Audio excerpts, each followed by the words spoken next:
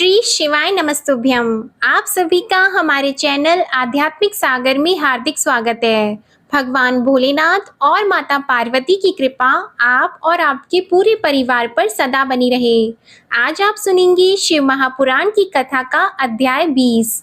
भगवान सदाशिव का ध्यान करते हुए पूरी श्रद्धा के साथ इस पावन कथा का आप श्रवण कीजिए। और अगर आपने शिव महापुराण की कथा के अध्याय 1 से 19 नहीं सुने हैं और आप सुनना चाहते हैं तो हमारे चैनल की प्लेलिस्ट में जाकर आप सुन सकते हैं। हमारे चैनल आध्यात्मिक सागर पर अधिक मास महात्म्य यानी पुरुषोत्तम मास महात्म्य की कथाएं भी हर दिन नियम से सुबह 5:30 पर अपलोड की जाती हैं। आप उन्हें भी जरूर सुनिएगा। तो आइए आज आप सुनिए शिव महापुराण की ये कथा, जिसमें शुक्राचार्य द्वारा दधीची को महामृत्युंजय मंत्र का उपदेश और महामृत्युंजय के अनुष्ठान से दधीची को अवध्यता की प्राप्ति का वर्णन है। सूत जी बोले, अत्यंत बुद्धिमान ब्रह्मा जी के वचन सुनकर द्विज श्रेष्ठ नारद विस्मित होकर प्रसन्नता पूर्वक उनसे पूछने लगे। नारद जी बोले, हे ब्रह्मा, भगवान विष्णु शिव जी को छोड़कर अन्य देवताओं के साथ दक्ष के यज्ञ में किस कारण से गए जहां उनका तिरस्कार ही हुआ? इसे बताइए, क्या वे प्रलयकारी पराक्रम वाले शंकर को नहीं जानते थे? उन्होंने अज्ञानी की भांति शिव गणों के साथ युद्ध क्यों किया? हे करुणानिधि, यह मुझे बहुत बड़ा संदेह है, आप उसे दूर कीजिए और प्रभु मन में उत्साह पैदा करने वाले शिव चरित्र को भी कहिए। ब्रह्मा जी बोले, हे द्विजवर्य, आप प्रेम पूर्वक शिव चरित्र का श्रवण कीजिए, जो पूछने वालों तथा कहने वालों के सभी संदेहों को दूर करता है। पूर्व काल में दधीची मुनि ने राजा क्षुभ की सहायता करने वाले श्री हरि को शाप दे दिया था, इसलिए भ्रष्ट ज्ञान वाले वे विष्णु देवताओं के साथ दक्ष के यज्ञ में चले गए। नारद जी बोले, हे ब्रह्मा, मुनियों में श्रेष्ठ दधीची ने भगवान विष्णु को शाप क्यों दिया? शुभ की सहायता करने वाले विष्णु ने उनका कौन सा अपकार किया था? ब्रह्मा जी बोले, शुभ नाम से प्रसिद्ध एक महातेजस्वी राजा उत्पन्न हुए थे। वे महाप्रभावशाली मुनीश्वर दधीची के मित्र थे। पूर्व काल में लंबे समय से तप के प्रसंग को लेकर श्रुभ और दधीची में महान अनर्थकारी विवाद आरंभ हो गया, जो तीनों लोकों में विख्यात हो गया। उस विवाद में वेद शिव भक्त दधीची ने कहा कि तीनों वर्णों में ब्राह्मण ही श्रेष्ठ है, इसमें संदेह नहीं।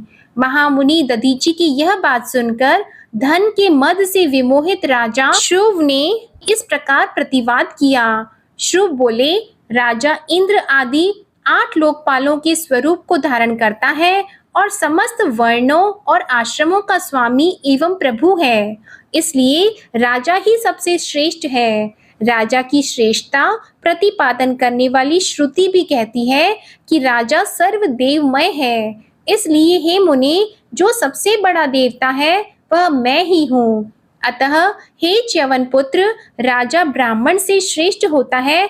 आप इस संबंध में विचार करें और मेरा अनादर न करें। मैं आपके लिए सर्वथा पूजनीय हूँ। ब्रह्मा जी बोले, उन शुभ का श्रुतियों और स्मृतियों के विरुद्ध यह मत सुनकर मुनि श्रेष्ठ दधीची अत्यंत कुपित हो उठे। तब हे मुने, आत्मगौरव के कारण कुपित हुए महातेजस्वी दधीची ने श्रुभ के मस्तक पर अपनी बाईं मुट्ठी से प्रहार किया। तत्पश्चात दधीची के द्वारा ताड़ित किए गए ब्राह्मण अधिपति दुष्ट श्रुभ अत्यंत कुपित होकर गरज उठे और उन्होंने वज्र से दधीची का सिर काट डाला। उस वज्र से आहत होकर दधीची पृथ्वी पर गिर पड़े। श्रुभ के द्वारा काटे गए भार्गव वंशधर दधीची ने गिरते समय शुक्राचार्य का स्मरण किया। तब योगी शुक्राचार्य ने आकर श्रुभ के द्वारा दधीची के काटे गए शरीर को तुरंत जोड़ दिया। दधीची की देह को पूर्व की भांति ठीक करके शिव भक्त शिरोमणि तथा मृत्युंजय विद्या प्रवर्तक शुक्राचार्य उनसे कहने लगे। शुक्राचार्य जी बोले, हे तात दधीची, मैं सर्वेश्वर प्रभु शंकर का पूजन करके श्रेष्ठ वैदिक महामृत्युंजय मंत्र का आपको उपदेश देता हूँ। त्रयंबकम यजामहे, हम त्रिलोकी के पिता तीन नेत्र वाले, तीनों मंडलों सूर्य, सोम तथा अग्नि के पिता तथा तीनों गुणों सत्व, रज तथा तम के स्वामी महेश्वर का पूजन करते हैं, जो त्रितत्व, आत्म तत्व, विद्या तत्व और शिव तत्व त्रिवही, आहवनीय, गार्हपत्य और दक्षिणाग्नि तथा पृथ्वी, जल, तेज इन तीनों भूतों के एवं जो त्रिदेव, स्वर्ग, त्रिबाहु तथा ब्रह्मा, विष्णु और शिव इन तीनों देवताओं के महान ईश्वर महादेव जी हैं। सुगंधिम पुष्टिवर्धनम महामृत्युंजय मंत्र का यह द्वितीय चरण है। जैसे फूलों में उत्तम गंध होती है, उसी प्रकार वे भगवान शिव संपूर्ण भूतों में, तीनों गुणों में, समस्त कृतियों में, इंद्रियों में, अन्य अन्य देवों में और गणों में उनके प्रकाशक सारभूत आत्मा के रूप में व्याप्त हैं। अतएव सुगंध युक्त एवं संपूर्ण देवताओं के ईश्वर हैं। हे द्विजोत्तम, जिन महापुरुष से प्रकृति की पुष्टि होती है, हे सुव्रत, महत तत्व से लेकर विशेष पर्यंत विकल्प के जो स्वरूप हैं, हे महामुनि, जो विष्णु पितामह मुनि गणों एवं इंद्रियों सहित समस्त देवताओं की पुष्टि का वर्धन करते हैं, इसलिए वे पुष्टिवर्धन हैं। वे रुद्रदेव अमृत स्वरूप हैं, जो पुण्य कर्म से, तपस्या से, स्वाध्याय से, योग से अथवा ध्यान से उनकी आराधना करता है, उसे वे प्राप्त हो जाते हैं। जिस प्रकार ककड़ी का पौधा अपने फल से स्वयं ही लता को बंधन में बांधे रखता है और पक जाने पर स्वयं ही उसे बंधन से मुक्त कर देता है, ठीक उसी प्रकार बंधन मोक्षधारी प्रभु सदाशिव अपने सत्य से जगत के समस्त प्राणियों को मृत्यु के पाश रूप सूक्ष्म बंधन से छुड़ा देते हैं। यह मृत संजीवनी मंत्र है, जो मेरे मत से सर्वोत्तम है। हे दधीची, आप मेरे द्वारा दिए गए इस मंत्र का शिव ध्यान परायण होकर नियम से जप कीजिए। जप और हवन भी इसी मंत्र से करें और इसी मंत्र से अभिमंत्रित कर दिन और रात में जल भी पीजिए तथा शिव विग्रह के पास स्थित होकर उन्हीं का ध्यान करते रहिए। इससे कभी भी मृत्यु का भय नहीं रहता। सब न्यास आदि करके विधिवत शिव की पूजा करके व्यग्रता रहित होकर भक्त वत्सल सदाशिव का ध्यान करें। अब मैं सदाशिव के ध्यान को बता रहा हूँ, जिसके अनुसार उनका ध्यान करके मंत्र जप करना चाहिए। इस प्रकार जप करने से बुद्धिमान पुरुष भगवान शिव के प्रभाव से उस मंत्र को सिद्ध कर लेता है। ध्यान मंत्र का अर्थ इस प्रकार है। अपने दो कर कमलों में स्थित दोनों कुंभों से जल को निकालकर ऊपर वाले दोनों हाथों से सिर पर अभिषेक करते हुए कुंभ सहित अपने अन्य दोनों हाथों को अपनी गोद में धारण करते हुए शेष दो हाथों से अक्षमाला तथा मृग मुद्रा धारण करने वाले कमल के आसन पर विराजमान, सिर पर स्थित चंद्रमा से टपकते हुए अमृत कण से भीगे हुए शरीर वाले तथा तीन नेत्र वाले पार्वती सहित महामृत्युंजय भगवान का मैं ध्यान करता हूँ। ब्रह्मा जी बोले, हे तात, मुनि श्रेष्ठ दधीची को इस प्रकार उपदेश देकर शुक्राचार्य भगवान शंकर का स्मरण करते हुए अपने स्थान को चले गए। उनकी बात सुनकर महामुनि दधीची बड़े प्रेम से शिवजी का स्मरण करते हुए तपस्या के लिए वन में गए। वहां जाकर वे विधि पूर्वक महामृत्युंजय नामक उस मंत्र का जप करते हुए और प्रेम पूर्वक शिवजी का चिंतन करते हुए तपस्या करने लगे। दीर्घ काल तक उस महामृत्युंजय मंत्र का जप करके तपस्या द्वारा भगवान शंकर की आराधना करके उन्होंने शिवजी को प्रसन्न कर लिया। हे महामुनि, तब उस जप से प्रसन्न चित्त हुए भक्त वत्सल शिव उनके सामने प्रेम पूर्वक प्रकट हो गए। अपने प्रभु शंभु का साक्षात दर्शन करके वे मुनीश्वर आनंदित हो गए और उन्हें विधि पूर्वक प्रणाम करके दोनों हाथ जोड़कर भक्ति भाव से स्तवन करने लगे। हे तात, हे मुने। उसके बाद मुनि के प्रेम से आनंदित उन शिवजी ने अत्यंत प्रसन्न चित्त से दधीची से कहा, वर मांगो। शिवजी का यह वचन सुनकर भक्त श्रेष्ठ दधीची दोनों हाथ जोड़कर नतमस्तक होकर भक्त वत्सल शंकर जी से कहने लगे। दधीची बोले, हे देवदेव, हे महादेव, मुझे 3 वर दीजिए। मेरी हड्डी वज्र हो जाए, कोई भी मेरा वध न कर सके और मैं सर्वथा अधीन रहूं। ब्रह्मा जी बोले, उनके कहे हुए वचन को सुनकर प्रसन्न हुए परमेश्वर ने तथास्तु कहा और उन दधीची को तीनों वर दे दिए। शिवजी से 3 वर पाकर वेद मार्ग में प्रतिष्ठित महामुनि आनंद मग्न हो गए और शीघ्र ही राजा क्षुभ के स्थान पर गए। उग्र स्वभाव वाले महादेव जी से अवध्यता, अस्थि के वज्रमय होने और अधीनता का वर पाकर दधीची ने राजेंद्र क्षुभ के मस्तक पर पादमूल से प्रहार किया। तब विष्णु की महिमा से गर्वित राजा श्रुव ने भी क्रोधित होकर दधीची की छाती पर वज्र से प्रहार किया। वह वज्र परमेश्वर शिवजी के प्रभाव से महात्मा दधीची का कुछ भी अनिष्ट न कर सका। इससे ब्रह्मपुत्र श्रुव को आश्चर्य हुआ। मुनीश्वर दधीची की अवध्यता, अधीनता तथा वज्र से बढ़कर प्रभाव देखकर ब्रह्मा कुमार श्रुव के मन में बड़ा विस्मय हुआ। वे शरणागत पालक नरेश मृत्युंजय के सेवक दधीची से पराजित होकर शीघ्र ही वन में जाकर इंद्र के छोटे भाई मुकुंद हरि की आराधना करने लगे। उनकी पूजा से संतुष्ट होकर गरुड़ ध्वज भगवान मधुसूदन ने उन्हें दिव्य दृष्टि प्रदान की। उस दिव्य दृष्टि से गरुड़ ध्वज जनार्दन देव का दर्शन करके और उन्हें प्रणाम करके श्रुव ने प्रिय वचनों के द्वारा उनकी स्तुति की। इस प्रकार इंद्र आदि से स्तुत उन अजय ईश्वर देव का पूजन और स्तवन करके वे राजा श्रुव भक्ति भाव से उनकी ओर देखकर मस्तक झुकाकर प्रणाम करके उन जनार्दन से कहने लगे। राजा बोले, हे भगवान, दधीची नाम से प्रसिद्ध एक ब्राह्मण है जो धर्म के ज्ञाता तथा विनम्र स्वभाव वाले हैं। वे पहले मेरे मित्र थे। वे निर्विकार मृत्युंजय महादेव की आराधना करके उन्हीं शिवजी के प्रभाव से सबके द्वारा सदा के लिए अवध्य हो गए हैं। एक दिन उन महातपस्वी दधीची ने भरी सभा में अपने बाएं पैर से मेरे मस्तक पर बड़े वेग से अवहेलना पूर्वक प्रहार किया और बड़े गर्व से मुझसे कहा, मैं किसी से नहीं डरता। हे हरे, वे मृत्युंजय से उत्तम वर पाकर अनुपम गर्व से भर गए हैं। ब्रह्मा जी बोले, हे नारद, महात्मा दधीची की अवध्यता को जानकर श्री हरि ने महेश्वर के अतुलित प्रभाव का स्मरण किया। इस प्रकार स्मरण करके विष्णु ब्रह्मपुत्र श्रुव से शीघ्र बोले, राजेंद्र, ब्राह्मणों को कहीं भी थोड़ा सा भी भय नहीं है। हे भूपते, विशेष रूप से रुद्र भक्तों के लिए तो भय है ही नहीं। यदि मैं आपकी ओर से कुछ करूं तो ब्राह्मण दधीची को दुख होगा और वह मुझ जैसे देवता के लिए भी शाप का कारण बन जाएगा। हे राजेंद्र, दधीची के शाप से दक्ष के यज्ञ में सुरेश्वर शिव के द्वारा मेरा विनाश होगा और फिर उत्थान भी होगा। हे राजेंद्र, दधीची के शाप के कारण ही सभी देवताओं, मेरे तथा ब्रह्मा के उपस्थित रहने पर भी दक्ष का यज्ञ सफल नहीं होगा। हे महाराज, मैं आपके लिए दधीची को जीतने का प्रयास करूंगा।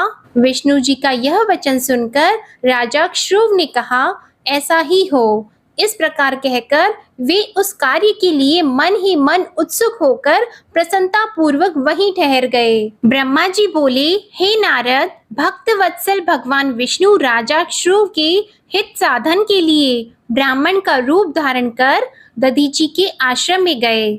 कपट रूप धारण करके जगत गुरु श्री हरि शिव भक्तों में श्रेष्ठ ब्रह्मर्षि दधीची को प्रणाम करके क्षुभ के कार्य की सिद्धि के लिए तत्पर होकर उनसे कहने लगे। विष्णु जी बोले, हे दधीची, हे विप्रशे, हे अव्यय, मैं आपसे एक वर मांगता हूँ, कृपा करके उसे आप मुझे दीजिए। ब्रह्मा जी बोले, क्षुभ की कार्य सिद्धि चाहने वाले देवदेव विष्णु जी के द्वारा याचित परम शिव भक्त दधीची विष्णु जी से शीघ्र यह वचन कहने लगे। दधीची बोले, हे विप्र, मैंने आपका अभीष्ट जान लिया है। आप भगवान श्री हरि क्षुभ के कार्य के लिए ही यहाँ ब्राह्मण का रूप धारण करके आए हैं। आप तो मायावी हैं। हे देवेश, हे जनार्दन, शिवजी की कृपा से मुझे भूत, भविष्य और वर्तमान इन तीनों कालों का ज्ञान सदा रहता है। मैं आप श्री हरि विष्णु को जानता हूँ। हे सुव्रत, इस ब्राह्मण वेश को छोड़िए। दुष्ट बुद्धि वाले क्षुभ ने आपकी आराधना की है। हे भगवान, हे हरे, मैं आपकी भक्त वत्सलता को जानता हूँ। यह छल छोड़िए, अपने रूप को ग्रहण कीजिए और भगवान शंकर का स्मरण कीजिए। शंकर जी की आराधना में लगे रहने वाले मुझसे यदि किसी को भय हो तो आप उसे यत्न पूर्वक सत्य की शपथ के साथ कहिए। शिव जी के स्मरण में आसक्त बुद्धि वाला मैं कभी झूठ नहीं बोलता। मैं इस संसार में किसी देवता या दैत्य से भी नहीं डरता। विष्णु जी बोले, उत्तम व्रत का पालन करने वाले हे दधीची, आपका भय तो सर्वथा नष्ट ही है, क्योंकि आप शिव की आराधना में तत्पर रहते हैं और सर्वज्ञ हैं। आपको नमस्कार है। आप मेरे कहने से एक बार अपने प्रतिद्वंद्वी राजा श्रुव से यह कह दीजिए कि हे राजेंद्र, मैं आपसे डरता हूँ। ब्रह्मा जी बोले, विष्णु जी का यह वचन सुनकर भी शिव भक्तों में श्रेष्ठ महामुनि दधीची हंसकर निर्भय होकर कहने लगे।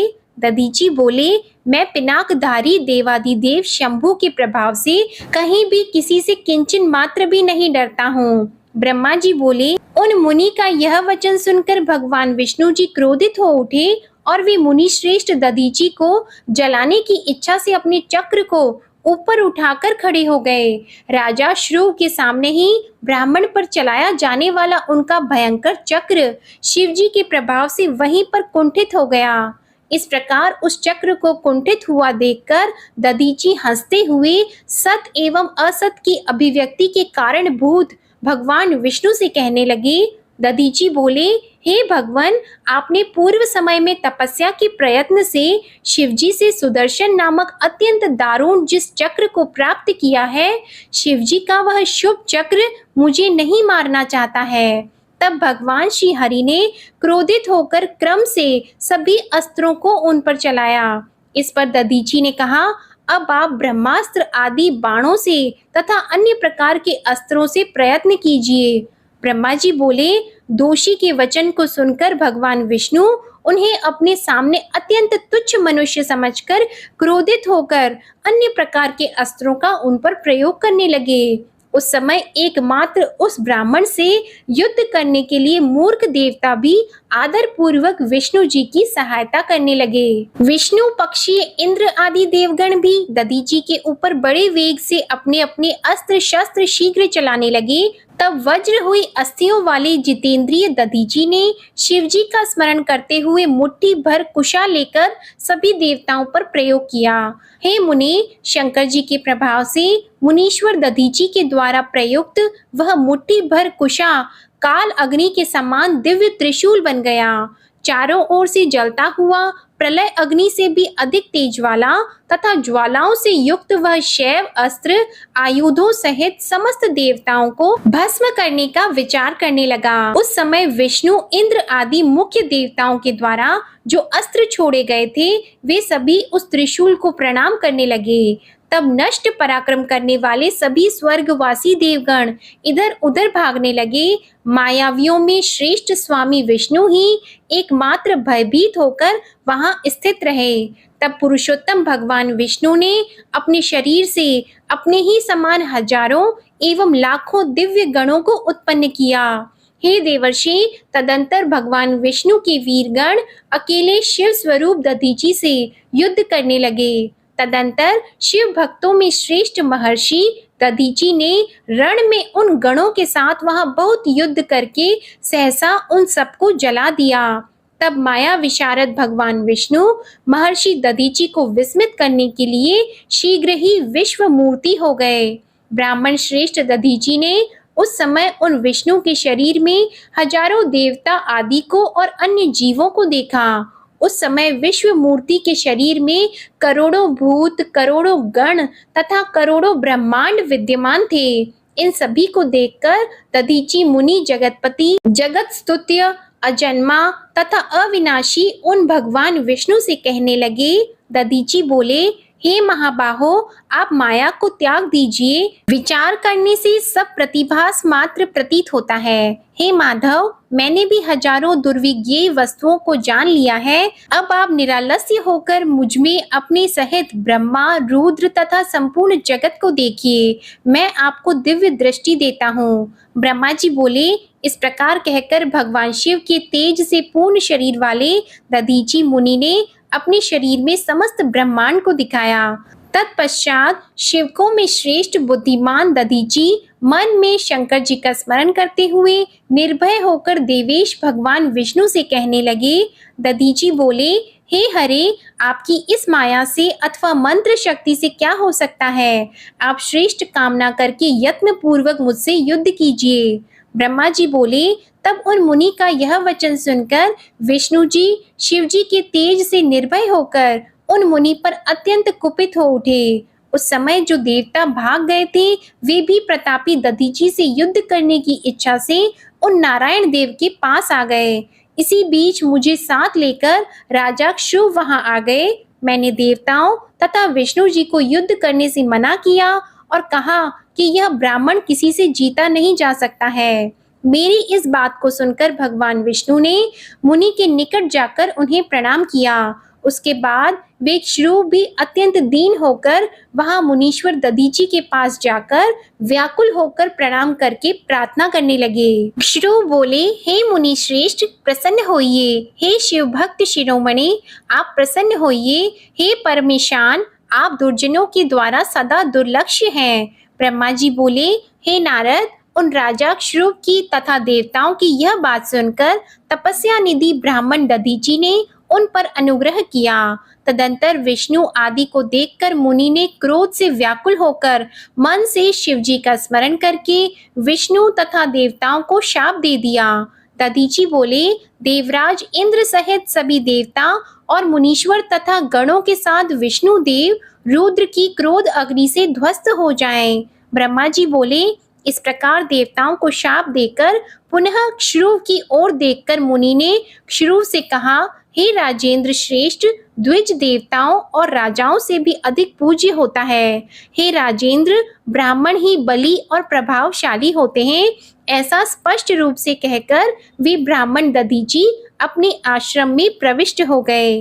तत्पश्चात दधीची को नमस्कार करके श्रुव अपने घर चले गए और भगवान विष्णु भी जैसे आए थे उसी तरह देवताओं के साथ अपने वैकुंठ लोक को लौट गए। इस प्रकार वह स्थान स्थानेश्वर नामक तीर्थ के रूप में प्रसिद्ध हो गया। स्थानेश्वर में पहुंचकर मनुष्य शिव जी का सायुज्य प्राप्त कर लेता है। हे तात, इस प्रकार मैंने आपसे श्रुव और दधीची के विवाद को कह दिया है और भगवान शिव को छोड़कर ब्रह्मा और विष्णु को जो शाप प्राप्त हुआ उसका भी वर्णन किया है। जो व्यक्ति श्रुव और दधीची के इस विवाद संबंधी प्रसंग का नित्य पाठ करता है अथवा सुनता है, वह अपमृत्यु को जीतकर शरीर त्याग के पश्चात ब्रह्मलोक को जाता है। नारद जी बोले, हे विधे, हे शिव तत्व के प्रदर्शक, आपने अत्यंत अद्भुत एवं रमणीय शिव लीला सुनाई है। हे तात, पराक्रमी वीरभद्र जब दक्ष के यज्ञ का विनाश करके कैलाश पर्वत पर चले गए तब क्या हुआ, अब उसे बताइए। ब्रह्मा जी बोले, हे नारद, समस्त देवता और मुनि रुद्र के सैनिकों से पराजित तथा छिन्न भिन्न अंगों वाले होकर मेरे लोक को चले गए। वहां मुझ स्वयंभू को नमस्कार करके और बार बार मेरा स्तवन करके उन्होंने अपने विशेष क्लेश को पूर्ण रूप से बताया। तब उसे सुनकर मैं पुत्र शोक से पीड़ित हो गया और अत्यंत व्यग्र होकर व्यथित चित्त से विचार करने लगा। इस समय मैं कौन सा कार्य करूं जो देवताओं के लिए सुखकारी हो और जिससे देव दक्ष जीवित हो जाएं और यज्ञ भी पूरा हो जाए। हे मुनि, इस प्रकार बहुत विचार करने पर जब मुझे शांति नहीं मिली तब भक्ति पूर्वक विष्णु जी का स्मरण करते हुए मैंने उचित ज्ञान प्राप्त कर लिया। तदंतर देवताओं और मुनियों के साथ मैं विष्णु लोक में गया और उन्हें नमस्कार करके तथा अनेक प्रकार के स्तोत्रों से उनकी स्तुति करके अपना दुख उनसे कहने लगा। हे देव, जिस तरह भी यज्ञ पूर्ण हो, यज्ञकर्ता दक्ष जीवित हो और समस्त देवता तथा मुनि सुखी हो जाएं, आप वैसा कीजिए। हे देव, हे रमानाथ, हे देव सुखदायक विष्णु, हम देवता और मुनि लोग निश्चय ही आपकी शरण में आए हैं। ब्रह्मा जी बोले, मुझ ब्रह्मा की यह बात सुनकर शिव स्वरूप लक्ष्मीपति विष्णु शिव जी का स्मरण करके दुखी चित्त होकर इस प्रकार कहने लगे। विष्णु जी बोले, हे देवताओं, परम समर्थ तेजस्वी पुरुष से कोई अपराध बन जाए तो भी उसके बदले में अपराध करने वाले पुरुषों के लिए उनका वह अपराध मंगलकारी नहीं हो सकता है। हे विधे, समस्त देवता परमेश्वर शिव के अपराधी हैं। क्योंकि इन्होंने उन शंभु को यज्ञ का भाग नहीं दिया। अब आप सभी लोग शुद्ध हृदय से शीघ्र ही प्रसन्न होने वाले भगवान शिव के पैर पकड़कर उन्हें प्रसन्न कीजिए, जिन भगवान के कुपित होने पर यह सारा जगत नष्ट हो जाता है तथा जिनके शासन से लोकपाल सहित यज्ञ का जीवन शीघ्र ही समाप्त हो जाता है। उन प्रिया विहीन तथा अत्यंत दुरात्मा दक्ष के दुर्वचनों से बिंधे हुए हृदय वाले देव शंकर से आप लोग शीघ्र ही क्षमा मांगिए। हे विधि, उन शंभु की शांति तथा संतुष्टि के लिए केवल यही महान उपाय है, ऐसा मैं समझता हूँ। यह मैंने सच्ची बात कही है। हे विधि, न मैं, न तुम, न अन्य देवता, न मुनिगण और न दूसरे शरीरधारी ही जिनके बल तथा पराक्रम के तत्व तथा प्रमाणों को जान पाते हैं, उन स्वतंत्र परमात्मा परमेश्वर को विरुद्ध कर प्रसन्न करने का कोई दूसरा उपाय नहीं हो सकता है। हे ब्रह्मा, आप लोगों के साथ मैं भी शिवालय चलूंगा और शिव के प्रति स्वयं अपराधी होने पर भी उनसे क्षमा करवाऊंगा। ब्रह्मा जी बोले, देवता आदि के साथ मुझ ब्रह्मा को इस प्रकार आदेश देकर भगवान विष्णु ने देवताओं के साथ कैलाश पर्वत पर जाने का विचार किया। देवता, मुनि, प्रजापति आदि को साथ लेकर वे विष्णु शिवजी के स्वप्रकाश स्वरूप शुभ तथा श्रेष्ठ कैलाश पर्वत पर पहुंच गए। भगवान शिव को देखकर उस समय विष्णु आदि सभी देवताओं ने शीघ्रता से नम्रता पूर्वक दोनों हाथ जोड़कर उन्हें प्रणाम किया और तब सज्जनों की शरणदाता प्रभु रुद्र ने मेरे साथ आए हुए विष्णु को देखकर उठ करके सिर झुकाकर उन्हें प्रणाम किया। विष्णु आदि देवताओं ने जब भगवान शिव जी के चरणों में प्रणाम किया तब उन्होंने भी उसी प्रकार मुझे नमस्कार किया, जिस प्रकार लोगों की सद्गति प्रदान करने वाले भगवान विष्णु कश्यप को प्रणाम करते हैं। तब शिव जी ने देवताओं, सिद्धों, गणाधीशों और महर्षियों से नमस्कृत तथा वंदित विष्णु से आदर पूर्वक वार्तालाप किया। ओम नमः शिवाय। आज की कथा समाप्त होती है। अगले अध्याय में आप सुनेंगे भगवान शिव का दक्ष यज्ञ मंडप में पधारकर दक्ष को जीवित करना और दक्ष तथा विष्णु आदि देवताओं द्वारा शिव की स्तुति करने का प्रसंग। आशा करती हूँ आपको आज की कथा पसंद आई होगी। अगर पसंद आई हो तो वीडियो को लाइक करें, शेयर करें और कमेंट में भगवान भोलेनाथ की जय लिखना मत भूलिएगा। हमारे चैनल आध्यात्मिक सागर को अगर अभी तक सब्सक्राइब नहीं किया है तो चैनल को सब्सक्राइब करके बेल आइकन भी दबाएं। धन्यवाद।